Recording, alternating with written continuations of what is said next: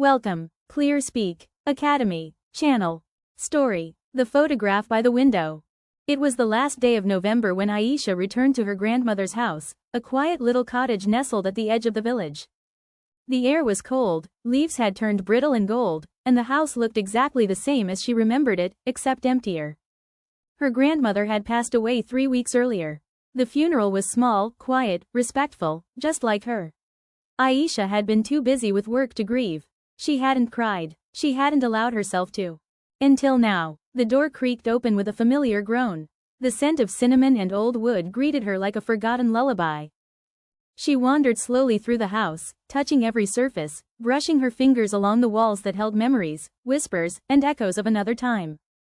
Then she saw it. A single photograph. It was standing quietly by the window, in the same wooden frame her grandmother always cleaned every Friday. The photograph was simple: a young woman standing near a field, laughing with her hands shielding her eyes from the sun. Her grandmother, maybe 20 years old. But something about the photo made Aisha pause. She picked it up and noticed, for the first time, that it wasn't just her grandmother in the picture. There was someone in the background. A man. His face was turned slightly, but there was warmth in the angle of his posture. He looked toward her grandmother like she was the only thing worth seeing. Aisha frowned. She had never seen this man before. That night, she sat by the fire and opened an old chest full of letters and postcards her grandmother had kept. They were tied in red ribbon, some worn at the edges, the ink faded by time. She read each one slowly. They were addressed to, "My dearest Layla." The writer's name? Rehan. She had never heard the name before. Each letter told a story, of longing, of dreams, of days spent in fields and nights spent talking beneath stars. He called her, Starlight, and signed every note with, "Forever yours." But there were no wedding photos. No signs of a man ever living there.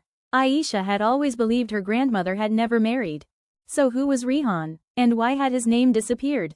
The next morning, Aisha walked into the village bookstore. It was old, dusty, and filled with more silence than visitors. Behind the counter sat an elderly man, his glasses balanced on his nose. She showed him the photograph.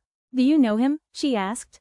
The man squinted. His eyes softened. "That's Rehan. Rehan Khan. He used to teach poetry at the school here, many years ago." "What happened to him?" she asked.